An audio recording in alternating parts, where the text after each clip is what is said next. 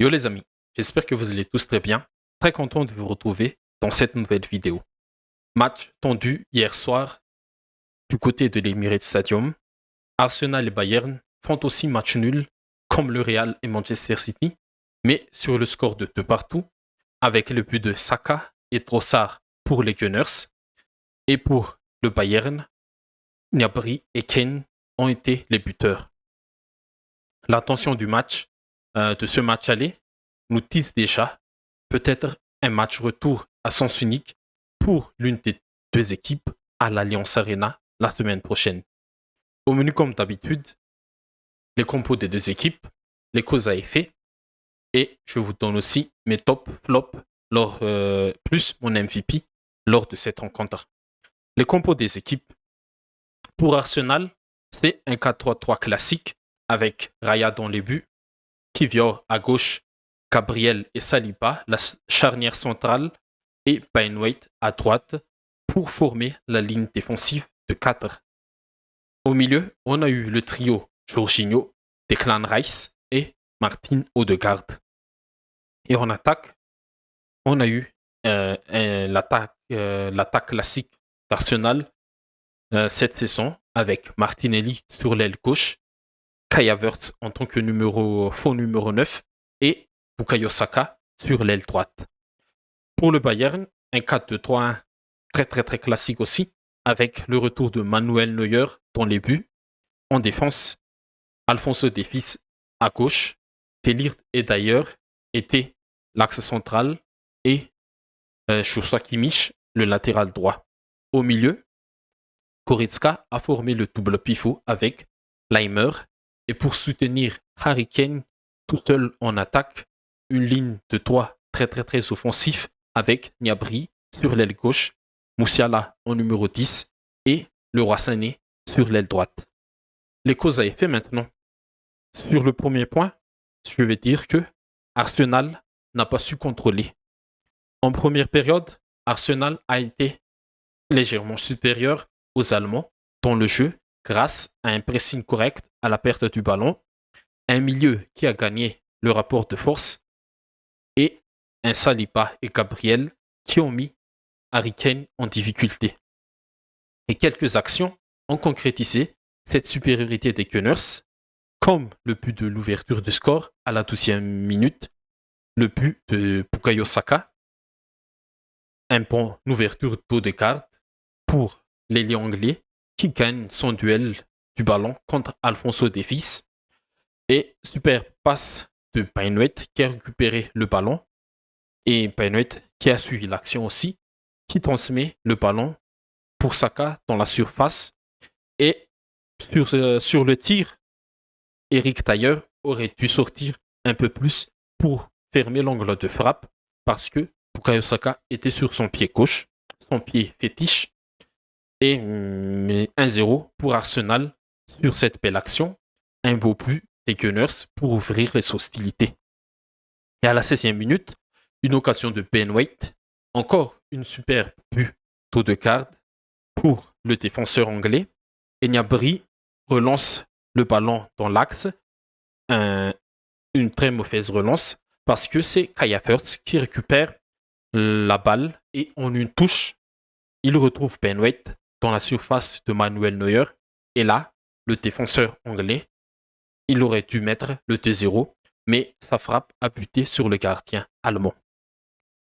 Et c'est ça, et c'est pour ça que je dis que Arsenal n'a pas su contrôler ce momentum, parce que à la 18e minute, c'est l'égalisation de Gnabry, et c'est un but contre le cours du jeu, parce que à 85%, ce sont les Gunners qui donnent ce but pour le Bayern, à commencer par la sortie très inutile de Raya, le gardien d'Arsenal, l'incompréhension entre Gabriel et Kivior, et là, le Sané a bien osé Goretzka dans sa course, et le milieu allemand donne la passe décisive dans le bon tempo pour Serge Gnabry, qui lui, il a juste ajusté Raya avec sa frappe du pied droit.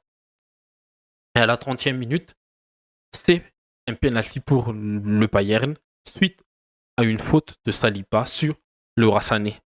Le penalty obtenu par le Roi Sané, lui, il a transpercé toute la défense d'Arsenal, les défenseurs des Gunners, les défenseurs, les milieux, toute la ligne défensive aurait dû faire faute à fond que Sané ne rentre dans la surface de réparation et Harry Kane transforme parfaitement le penalty pour donner l'avantage à son équipe. Et heureusement que ce Bayern n'est pas le méchant Bayern de ces dernières années, le Bayern qui pulvérise et qui tue ses adversaires, parce que à la 35e minute, Sané doit tuer le Kane. Arsenal qui a continué à pousser pour essayer d'égaliser le plus rapidement possible, s'est exposé et la grande espace a été bien exploitée par Musiala qui lance parfaitement le Rassané dans la moitié de terrain du Bayern. Il n'y a pas de hors-jeu, mais l'ailier allemand qui s'est un peu excentré en cherchant son pied gauche manque un peu de lucidité dans son dernier geste et qui a permis le retour de Ben White et de Martin Odegaard. 2-1 à la mi-temps pour les Bavarois. Un score que je vais dire qui ne reflète pas vraiment la physionomie de la rencontre, mais c'est la Ligue des Champions. Quand tu ne marques pas plus que ton adversaire, lui, il te punira un peu plus. Et le deuxième point de cette partie cause à effet, c'est que les deux équipes sont attentistes. Comme j'ai dit dans l'introduction, le match a été tendu pour les deux équipes. C'est peut-être à cause de l'enjeu au match retour surtout. Si le Bayern a réussi à garder ce score de 2-1, ce serait un bel avantage pour eux. Et pour Arsenal, je pense qu'ils ont essayé de limiter les casses et de préserver beaucoup de chances à l'Alliance Arena. Et c'est chose faite parce que le Bayern ne s'est pas montré un peu plus et Arsenal a égalisé dans son temps fort en deuxième mi-temps. 76e minute, but de Trossard, le super sub d'Arteta, superbe action emmenée par Gabriel Jesus, qui a fait danser la défense bavaroise dans la surface, et le Brésilien décale parfaitement l'attaquant belge qui ajuste Neuer. À noter, bien sûr, les rentrées de Trossard et Gabriel Jesus qui ont dynamisé un peu plus le jeu offensif des Gunners. Et en toute fin de match, Saka a pensé obtenir le penalty, mais je pense que sur cette action, il n'y a pas penalty. Sincèrement, l'arbitre a fait le bon choix.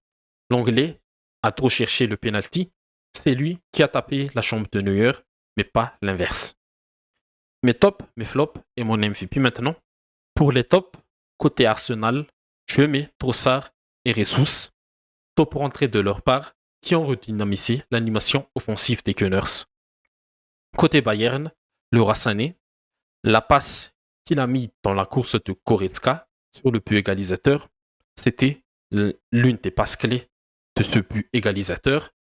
Et le slalom qu'il a fait dans la défense des Gunners pour provoquer le penalty du 2-1.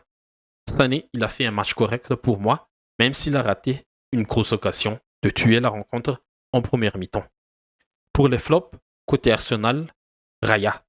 Raya a complètement déstabilisé le bloc défensif des Gunners sur sa sortie très inutile sur le but égalisateur. Sur le penalty, il doit faire mieux parce que il a donné trop d'informations, trop d'indications à Harry Kane. Et Harry Kane a facilement transformé le penalty.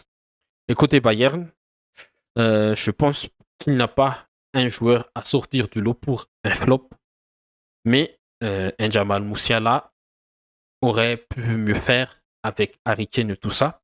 Mais comme je l'ai dit à fond, c'est peut-être l'enjeu du match retour qui est le plus important. Et pour mon MVP, c'est Gabriel Jesus, parce que lui, c'est lui qui a vraiment changé le visage offensif d'Arsenal. Et du coup, une mention spéciale pour Mikel Arteta d'avoir pris le risque de jouer avec 4 attaquants en étant mené à domicile. Ainsi, Arsenal-Bayern, de partout, le match aller a été tendu, mais les deux équipes ont toujours leur qualification en main avec ce match nul. L'avantage terrain est pour le Bayern, l'expérience est pour le Bayern, et surtout pour le Bayern, il n'y a plus que cette Champions League pour aller chercher un titre cette saison. Je pense que Arsenal n'aura pas de grosse pression pour aller défier les Bavarois à l'Alliance Arena. Ok les amis, c'est tout pour cette vidéo. Comme d'habitude, si vous avez aimé, n'hésitez pas à liker, à commenter et à partager. Et surtout, n'hésitez pas à vous abonner pour ne pas rater les prochaines vidéos. Merci à vous tous.